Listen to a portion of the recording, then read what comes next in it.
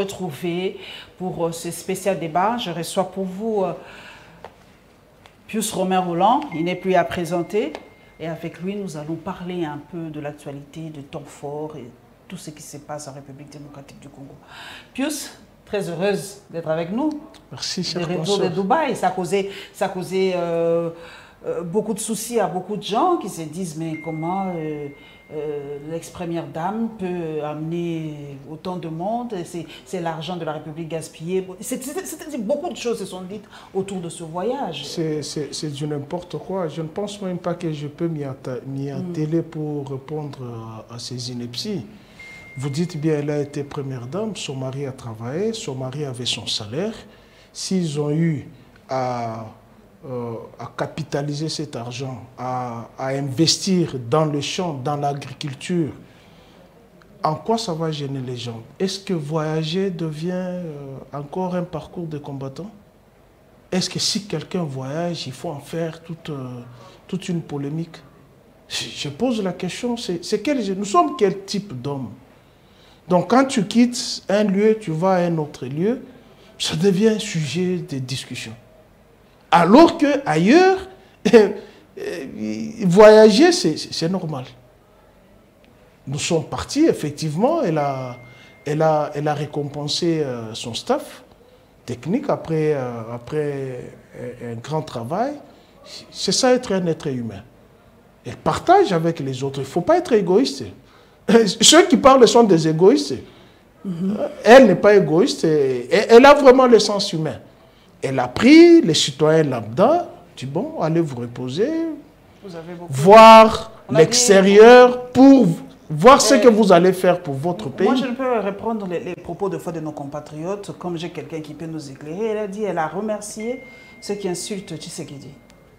Est-ce que vous pouvez me donner une seule vidéo où le staff de Marie-Olive Lembe Kabila insulte Tshilombo?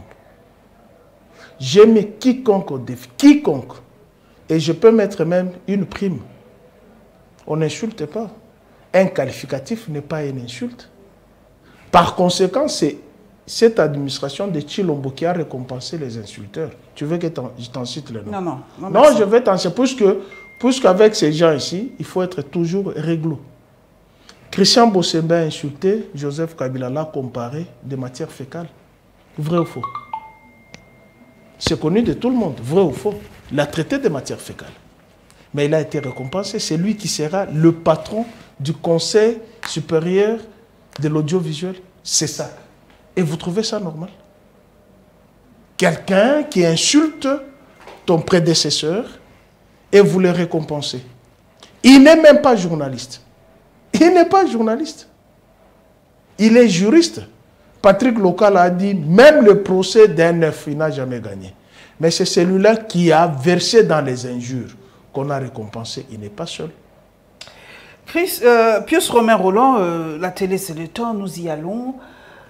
Ces derniers temps, il y a une sorte de guéguerre entre le ministre de Sport et le ministre des Finances. Est-ce que vous avez entendu parler de ça? J'ai entendu parler... Chamaï, pourquoi? Par tweet interposé? Qu'est-ce qui se passe? La réduction du nombre de fédérations. J'aurais appris que le Conseil des ministres avait pris la décision de financer les 14 fédérations. Les 14 fédérations. Les 14 fédérations. Et que le ministre de Finances aurait écrit au ministre de Sport pour qu'il réduise, en fait qu'on élague les 10 fédérations, qu'on laisse 4 fédérations. C'est ça ce qui a posé problème.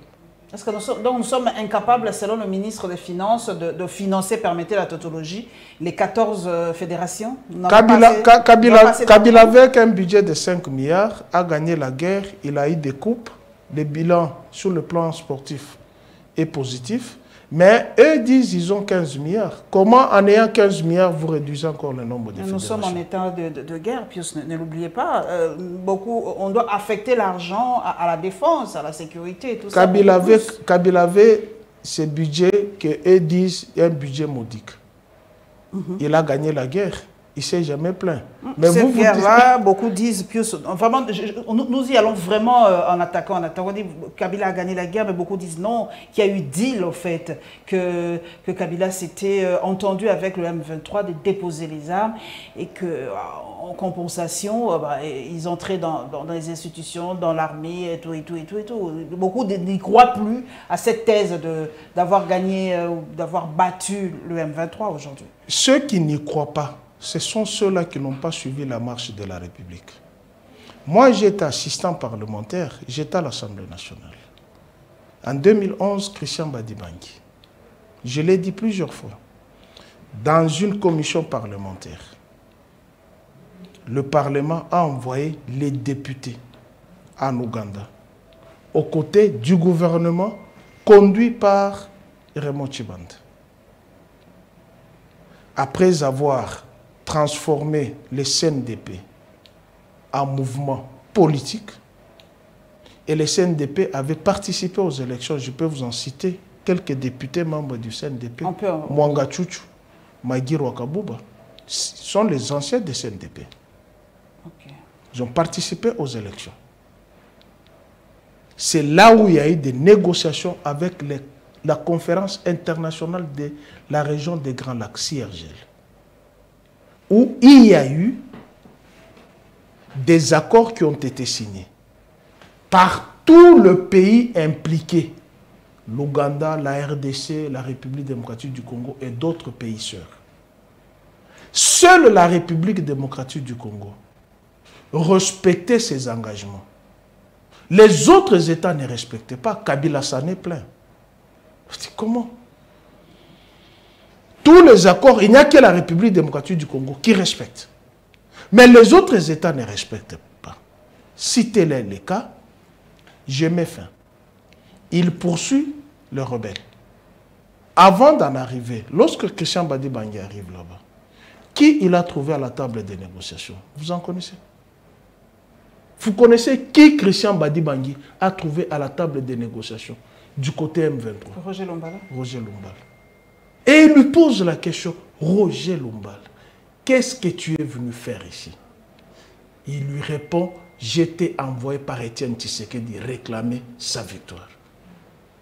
Christian Badi-Bangui est mort avec cette douleur, demandant pardon à Joseph Kabila, puisque l'UDPS hier, notamment la famille d'Étienne Tshisekedi, accusait Joseph Kabila d'être l'instigateur de cette guerre. Mais comment voulez-vous trouver Roger Lombala, qui était directeur de campagne d'Étienne Tshisekedi, opposant farouche de Joseph Kabila?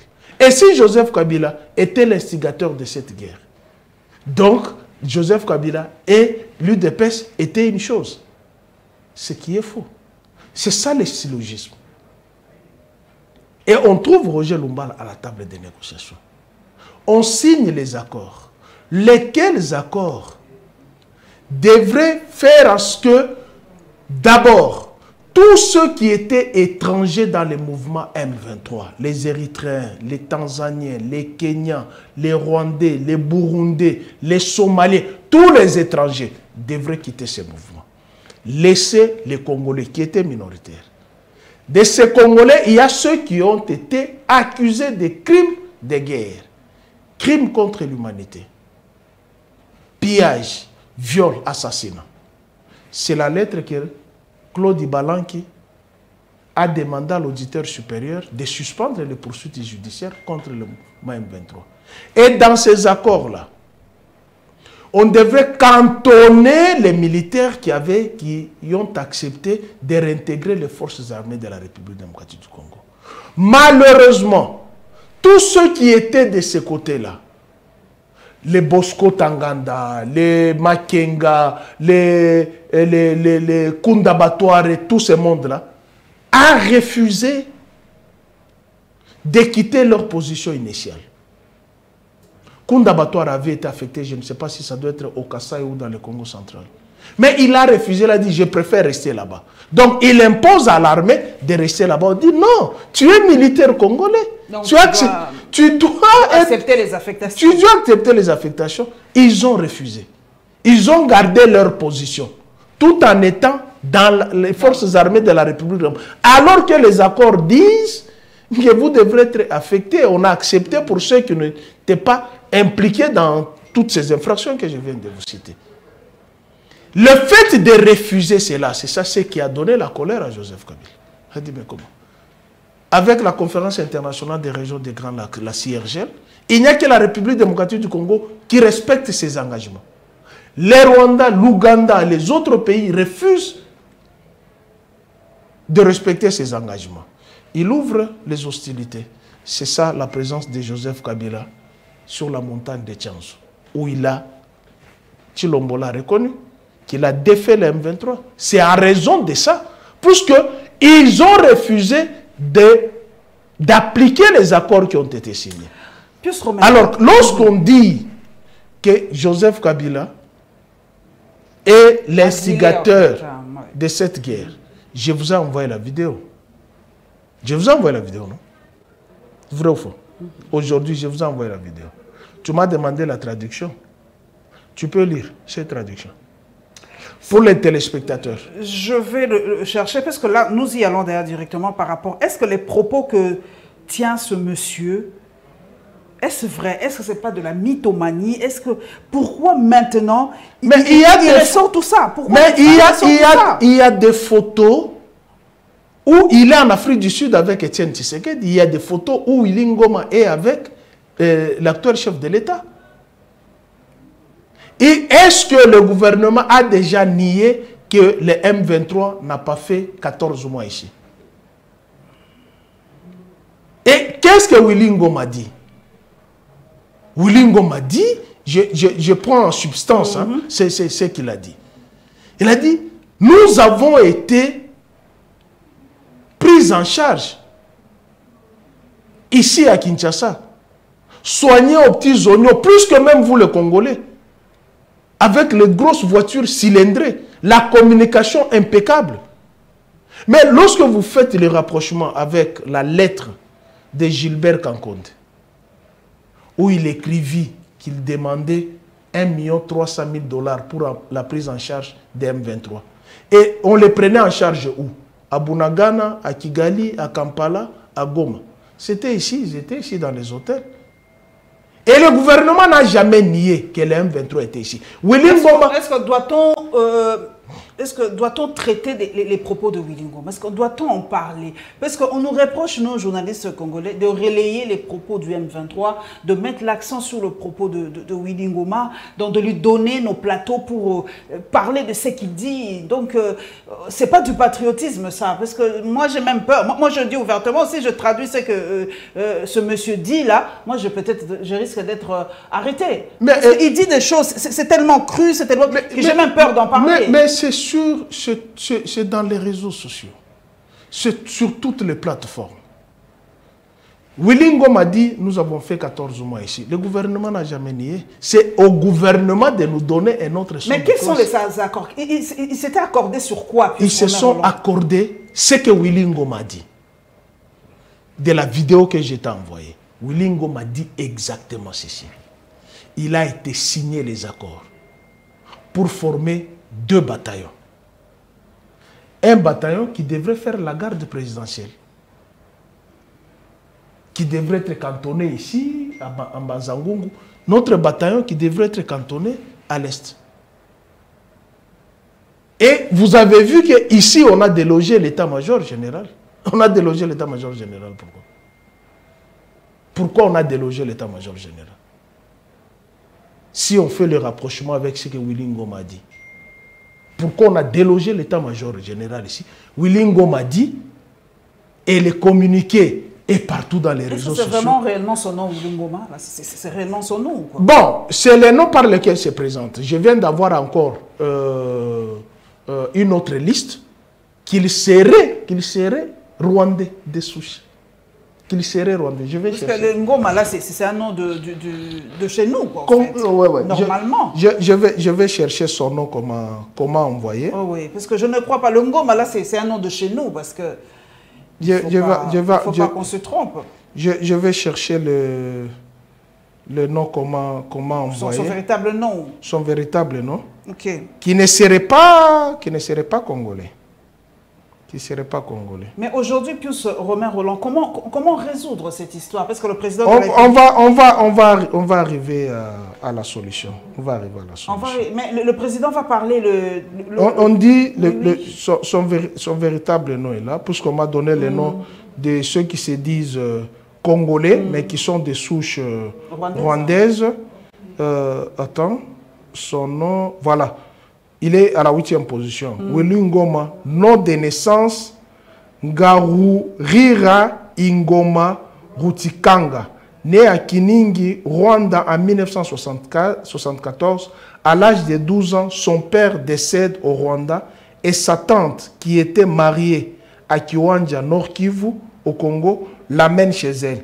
Il a pris ce nom de Willy Ngoma, qui est un nom congolais, quand il rejoint le M23. Willy Ngoma est un nom d'un footballeur congolais belge qui est l'agent de Jackson Mouleka, l'ancien de Tout-Puissant Mazembe.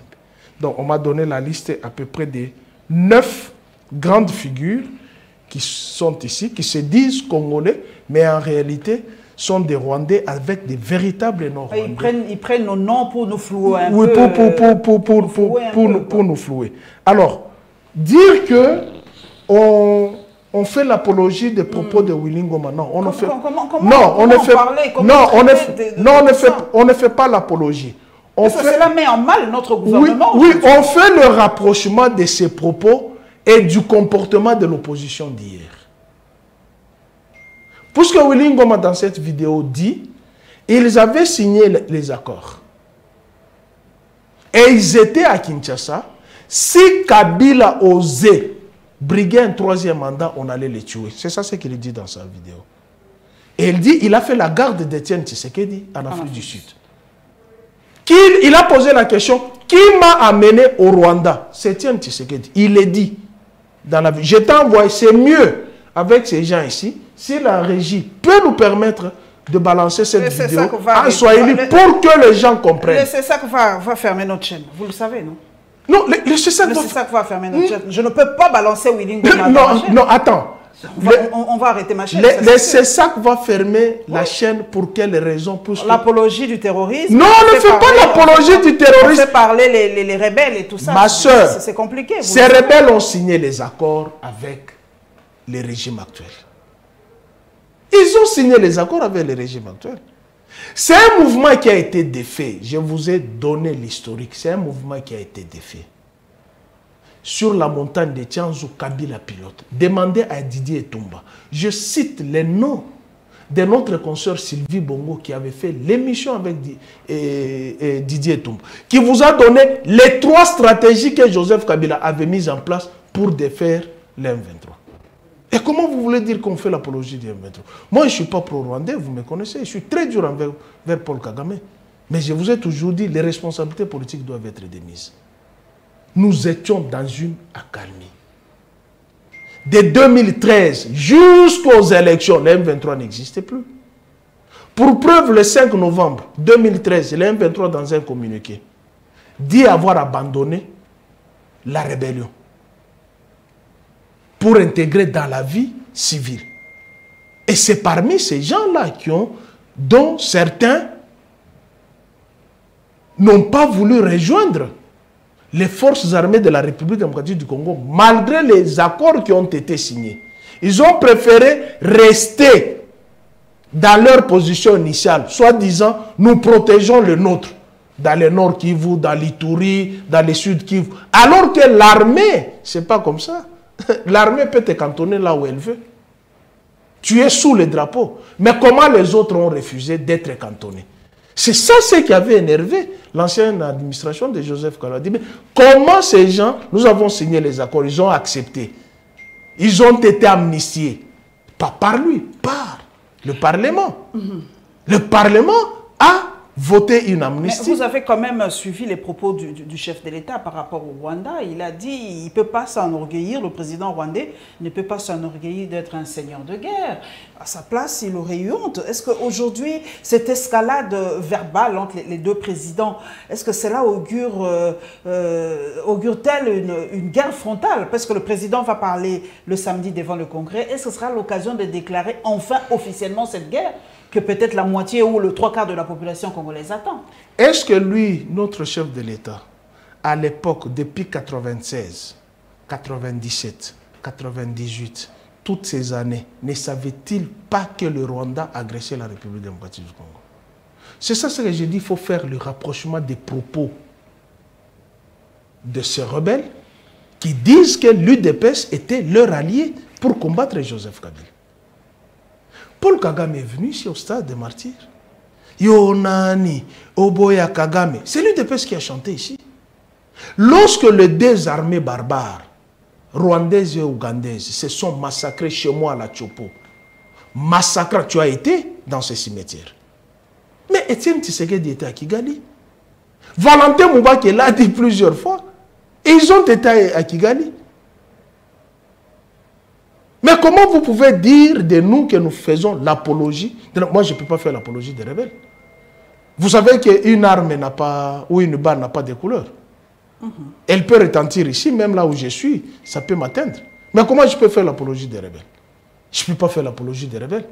Mais il faut établir les responsabilités de ceux qui sont allés réveiller les démons qui étaient vaincus. C'est ça notre problème. Ils doivent demander pardon au peuple congolais. D'ailleurs, Willy m'a dit, ils doivent dire la vérité aux Congolais. Willy m'a dit, ils doivent dire la vérité. Ils doivent nous dire la vérité. Quels sont les accords qui ont été signés qui jasent? Les accords avec le M23 et les accords avec le M23, le Rwanda aussi. Les accords avec le Rwanda. Regardez l'arrogance du fils de Museveni. Qui vous dit, on ne peut pas parler contre son oncle Kagame. Vous pouvez vous rendre compte de ça. S'ils peuvent venir prendre. Vous pouvez vous rendre compte de ça. Que Dieu, on ne peut pas parler à mal de son oncle. Donc, vous avez une association de malfaiteurs, où vous avez Kagame d'une part, Museveni de l'autre part, la communauté internationale d'autre part, contre la République démocratique du Congo. Regardez même au mondial, les gestes qu'on fait. Taisez-vous, on tue au Congo. Mais les responsabilités, comme je le dis, doivent être démises.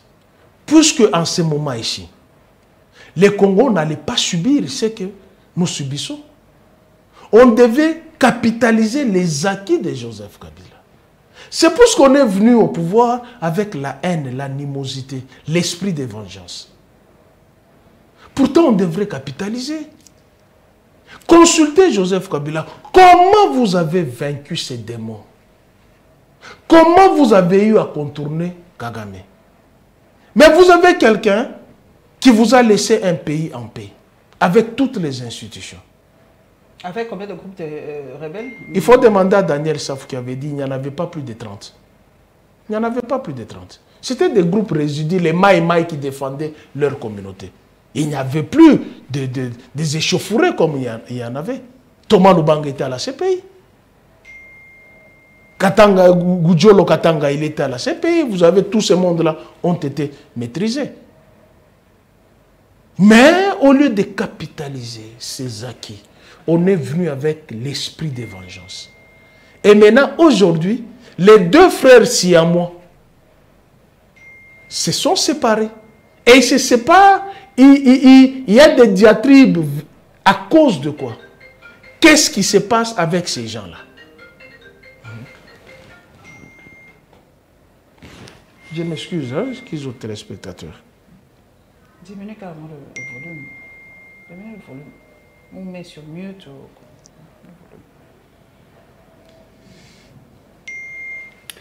Vous voyez un peu, ce sont ces éléments qui aujourd'hui, si vous dites qu'on va fermer votre chaîne, justement, Christian Bosemba a été mis là-bas pour museler tous ceux qui parlent contre ce régime. Ceux qui critiquent ce régime. C'est pourquoi il a été mis là. Regardez ce qui se passe au palais du peuple, devant les jeunes. Vous appelez tout le monde à la cohésion, ce qui est une bonne chose. À la mobilisation, ce qui est une bonne chose. Mais quelle a été la réponse de ces jeunes? Dans toutes vos nominations, il n'y a que tes frères Kassaïens. Donc, tu dis une chose et le contraire. Tu appelles les jeunes à la mobilisation, mais les jeunes qui sont nommés à des postes, ce sont les membres d'un même espace linguistique. Vous favorisez quoi? Aujourd'hui, plus Romain Roland, l'Union européenne a sanctionné quelques dignitaires congolais, dont Justin Bitakwira. On a cité aussi un étranger, un Belge, et capitaine, je ne sais pas moi. Qu'est-ce que Bitakwira a en Europe? C'est vraiment, moi je ne comprends pas. Est-ce qu'il a un compte bancaire en Europe? Est-ce que comment dire, ces sanctions, est-ce que ça pèse? Est-ce que ça a un impact? Qu'est-ce que Bitakwira a fait? On l'a sanctionné pourquoi? Je ne sais pas. Pour avoir fait quoi? Toi qui connais l'histoire un peu, quel est le rôle de Bitakwira dans cette affaire? Mais moi, je connais Bitakwira, quelqu'un qui n'a pas la langue dans la poche. Exactement. Il dit des choses vraies. Et c'est un natif de Fizi. Il est d'Ouvira, il sait ce qui se passe là-bas. Je viens d'intercepter une autre vidéo. Une autre vidéo. Où la MONUSCO est en train de piller les matières. Dans des maisons. Vous avez vu? Dans des non pas dans des parcelles, dans des mines. Donc on a déjà dépeuplé la population. La MONUSCO est là avec les véhicules. Donc, ce que le chef de l'État devrait faire, comme il s'est dit chrétien, il n'a qu'à ouvrir la Bible. L'humilité précède la gloire. Qui ne gouverne pas par l'arrogance, qui appelle tous les acteurs politiques. S'il faut faire des concessions, il n'a qu'à faire des concessions pour sauver la République. Tu ne peux pas te cramponner au pouvoir alors que le pays est en train de partir, sous un complot international, à cause de vos compétences de la gestion de la République. Ouvrez les portes. Il s'est dit chrétien, moi je l'appelle, comme il dit, il est chrétien. L'humilité précède la gloire, il n'a qu'à aller voir les différents leaders politiques, qu'il ouvre un dialogue, qu'il ouvre une concertation, qu'il cesse de gérer par arrogance. Puisque le pays est en train de partir, nous sommes victimes d'un complot à l'international. Pour vaincre ces démons à l'international, il faut l'unité nationale. Vous ne pouvez pas léser les uns tout en demandant l'unité nationale. Nous sommes toujours victimes, tout le temps. Tu sors, on t'agresse quelque part par les aboyeurs de l'UDPS, les injures par-ci, par-là, et entre-temps, vous demandez les gens à l'unité nationale. Moi, je suis patriote, je suis nationaliste. J'ai juré que je ne céderai jamais, même 1 centimètre de ma terre. Et je ne peux jamais faire l'apologie de la rébellion, ni de Paul Kagame, je ne peux pas le faire. Mais je condamne nos responsables de nous avoir mis dans cette situation. Une situation qui était déjà oubliée. C'est tout le monde qui le dit, même à l'international. On a dit que Kabila a vaincu ces démons de M23. Comment ces démons est ressuscité? Qui est allé ressusciter ces démons? C'est toute la question que nous devons nous poser. Mais quand j'entends certains aboyeurs qui disent non, ce sont les accords de 2013 qui nous mettent à la gauche. De 2013, l'M23 n'a pas existé. Jusqu'en 2019. Pratiquement une affaire de 6 ans, 7 ans. L'M23 n'a pas existé. Nous avons organisé les élections sans la présence d'M23. Mais si ces accords-là existaient, ces accords-là devraient exister pendant la période où l'M23 a été défait. Mais c'est vous qui êtes allé, puisque l'M23 dit, est allié à l'UDPS. L'M23 l'a dit. Et tous les éléments mis ensemble justifient qu'effectivement l'UDPS était l'allié de M23. La présence de Roger Lumbala aux côtés de M23. Vous avez l'M23 qui a fait 14 mois ici. Personne n'a jamais démenti. Vous avez la lettre de Willing et de Claude Ibalanki qui demande la suspension des poursuites judiciaires contre ceux qui ont été accusés de crimes contre la guerre, crimes contre l'humanité, pillage, assassinat. Vous avez la lettre de Gilbert Kankonde qui demande 1 300 000 $ pour prendre en charge l'M23. Comment vous voulez vous soustraire de cette fraternité avec l'M23?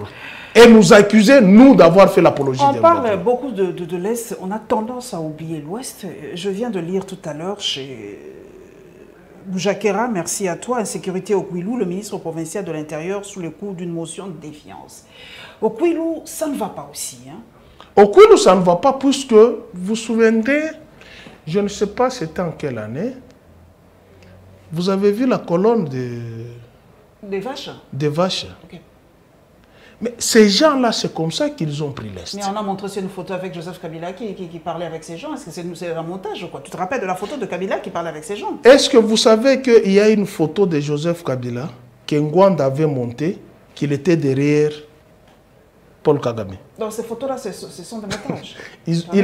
Il a parlé, ça semble tellement vrai. Il a parlé avec ces gens-là où? Dans le Kouilou? Non, dites-moi, dans le Kouilou. L'endroit, je ne sais pas précisément, mais les photos existent. On connaît la malice de tous ceux qui veulent charger Joseph Kabila de tout ce qui se passe dans ce pays. C'est faux et archi faux. Et au Kouilou, maintenant, qu'est-ce qu'il y a? Bon, au Kouilou, je n'ai pas tellement d'informations. Mais à Kwamout, quand même, tu as suivi les images, Kwamout, la guerre est déjà ici vers... J'aurais appris même qu'il y a des armes qu'on qu'on a déterrées quelque part. Mais cela ne peut pas nous étonner. Puisque Paul Kagame est allé signer les accords avec Sassou. Sassou lui a vendu ou lui a cédé une partie des Maluku du côté de Brazzaville. Et il y a un diplomate centrafricain qui avait dit que nous sommes encerclés du nord à l'ouest. On l'a d'ailleurs insulté. J'ai vu les réactions. Tu as vu les réactions? Mais quand on vous dit qu'ils sont ici à Maluku, vous avez l'ambassadeur Gatamaving qui a toisé Gatana à l'Assemblée des Nations Unies. Vous savez ce qu'on a fait de ces diplomates? On l'a fait partir. Puisqu'il a tensé les Rwandais sous cette administration. Celui qui était aux Nations Unies. C'est lui qui était aux Nations Unies. On l'a fait partir. On l'a fait partir. Il ne représente, il n'est plus ambassadeur aux Nations Unies. C'est pour ce qu'il avait tensé Gatana. Et dire à Gatana que tu dois tout à la République démocratique du Congo. Vous les Rwandais, vous devrez tout à la République démocratique du Congo. Mais on l'a fait partir. Pourquoi on ne peut pas faire tous ces liens-là entre le Rwanda, l'M23 et l'UDPS? Que ce sont des frères jumeaux qui se sont entendus mutuellement pour mettre à mal la République démocratique du Congo. Maintenant, l'UDPS se rend compte qu'il avait signé les accords suicidaires. Il tourne les dos. C'est ça, c'est que on ne peut pas quitter les AC aussi. C'était parmi les recommandations de ceux qui ont marché le dimanche. Quittons les AC. Est-ce que c'est impossible pour nous de faire un rétropédalage? Chers consoeurs, lorsque nous disions ici que l'EAC, c'était une communauté de criminels, les aboyeurs de l'UDPS de l'Union Sacrée nous ont insultés ici, sur ces différents plateaux. Quand nous vous disions que les seuls chefs d'État bantous, qui est entouré de nilotiques, un Soudanais, un Ougandais, un Rwandais, un Tanzanien, un Kenyan, mais on nous a un Burundais, mais on nous a insultés ici. Ce n'est pas le chef de l'État qui nous a dit de cesser de nous battre pour les portions de terre. Nous serons maintenant dans cet ensemble de la communauté est-africaine. Ce n'est pas le chef de l'État qui nous a dit ça. Mais c'est lui qui est allé là-bas. Est-ce qu'il avait demandé l'accord du Parlement? Est-ce qu'il avait demandé l'accord de la République démocratique du Congo? Il avait demandé l'accord du souverain primaire.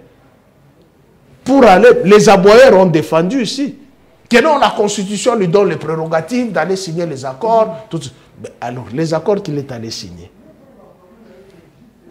quelles sont les conséquences de ces accords vis-à-vis de la République démocratique du Congo? Nous vous avons dit, dès le départ, j'ai donné même l'exemple. Plusieurs fois, j'ai donné l'exemple. Je vous ai dit, la Tanzanie de Kikwete, Jakaya Kikwete, a refusé la présence de Paul Kagame à la SADC. Plusieurs fois, je vous ai dit ça. Et la SADC est venue à notre rescousse. C'était notre communauté où nous nous sommes sentis à l'aise. Puisque c'est la SADC au moins qui a compris que la République démocratique du Congo était agressée par le Rwanda et l'Ouganda via la communauté internationale. Est-ce qu'on avait sanctionné le Rwanda à l'époque, puisque Roland? Qui devrait sanctionner le Rwanda? L'Union européenne ou autre? Mais l'Union européenne ne peut pas sanctionner le Rwanda, d'autant plus qu'il n'y a pas 48 heures. Elle vient de d'autres. Sous Kabila, est-ce qu'on avait sanctionné? Jamais ne sanctionnera jamais, puisque tout ce que le Rwanda fait, c'est la communauté internationale qui est derrière. Elle vient de doter 20 millions d'euros à un pays génocidaire, à un pays agresseur, mais nous, on nous a donné des bâches. 20 Motorola. Et des bâches. Hein, des bâches voyez comment on se joue de nous. Voyez comment on se joue de nous. Puisqu'il y a un leadership faible. Lorsque nous vous avions dit, restez à la SADC. C'est cette communauté qui a compris les soucis des Congolais. Mais on a tourné les dos à la SADC. Et c'est cette communauté de Est Africa qui sera notre pays. Cessez de vous battre pour les portions. Un chef de l'État qui dit ça. Où se trouve la souveraineté de la République démocratique? Si nous étions dans un État sérieux, le Parlement devrait déjà se saisir de cette question. Pius Romain, je sais que tu connais un peu les méandres du Katanga. Tu as suivi la semaine dernière les échauffourées entre les jeunes de deux grands partis au Katanga. Des voyous. Moi, je n'ai pas prononcé. Des voyous. Mais qu'est-ce qui se passe entre... Ils n'ont pas le monopole de l'État. L'État existe. Qui doit gérer les parkings? Et ce sont des partis politiques qui doivent gérer les parkings. Le parquet ou le parking? Les parkings. Parking de voitures. Oui, ils se disputent le parking. Et c'est simplement des parkings. Mais oui, puisque dans les temps, la JUNAFEC gérait les parkings. Et après, on a confié à l'UDPS. Nous sommes dans quel État? Nous sommes des voyous. Ah, ce n'est que ça. Mais c'est ça. Et certains membres de l'UDPS ont festoyé puisque on avait nommé un nouveau maire de la ville de Lubumbashi. On a mis Mme Lauriane Mouewa à côté. Puisque cette dame avait mis de l'ordre à Lubumbashi. Ah, celle qui interdisait... qui interdisait la présence de tous ces voyous vagabonds dans le centre-ville. Et il y avait de la respiration. Mais est-ce que vous pouvez vous rendre compte, en présence où l'État seul a le monopole de la violence, vous avez deux bandes de partis politiques de voyous qui se disputent les parkings. Et l'État est là. Et vous êtes fiers de notre pouvoir. Mais le pouvoir, ce n'est pas en achetant les vestes, ce n'est pas en achetant les belles montres, les belles chaussures, ou être cylindré dans les véhicules. Non, le pouvoir, c'est la gestion de la République. Tout ça fait partie de la... Où se trouve la police? Comment la police est devenue faible face aux débandes de partis politiques de l'UDPS et de l'UNAFEC? Ça se justifie comment? Là, nous n'avons plus la notion de l'État. Merci beaucoup. Là, ça devient une jungle où tout le monde peut faire du n'importe quoi. Merci beaucoup. Pourtant, l'État qui nous a été imparti est terminé. Je viens de Dubaï. En quelques vraiment poussières de secondes. Je viens de Dubaï. Je suis hérité. C'est beau là-bas. Hein, non, je vous dis, chers consoeurs, j'ai les larmes aux yeux. On aurait pu être plus beau que Dubaï. J'ai vu les photos de Dubaï de 70, 80. Quand je te le disais. 90. J'ai pleuré. Que les téléspectateurs me pardonnent. Je serai dur envers nos responsables. Du désert du golfe du Persique, du désert, sort le paradis. Avec une seule richesse, le pétrole. La seconde richesse, les cerveaux. Mais nous ici, avec les paradis naturels que Dieu nous a donnés, transformés en enfer, avec tous les tableaux de Mendeleïev. Mais il nous manque, puisque nous avons... Toi et tes téléphones, on doit arrêter là. Hein? Oh là là, on arrête là. Hein? Et la troisième richesse que Félix Oazé nous avait dit, la mauvaise foi. Lorsque... On doit arrêter, Pius. C'est très important, ma soeur, c'est très important. Le temps, oui. Si nous sommes partis à Dubaï, entre autres, c'est d'avoir la prise de conscience. Un jour, si nous sommes appelés à gérer ces pays, qu'on rende l'ascenseur aux souverains primaires, détenteurs de ces minéraux qui se trouvent dans les sols et les sous-sols. Mais nous avons des hommes politiques, excusez-moi, irresponsables et incompétents, depuis 60. Jusqu'aujourd'hui. Dubaï a eu l'indépendance, Abu Dhabi a eu l'indépendance 10 ans après nous. Mais nous avions la même vie, plus que même le Canada, Corée du Sud et Malaisie. Mais aujourd'hui, allez voir le Dragon Rouge, Malaisie, tous ces pays-là qui sont en train de vaincre le désert. Mais ici, au lieu de vaincre ces déserts, on transforme ces paradis naturels à un enfer. Et lorsqu'on dit ça, on nous dit, nous sommes haineux, nous sommes jaloux.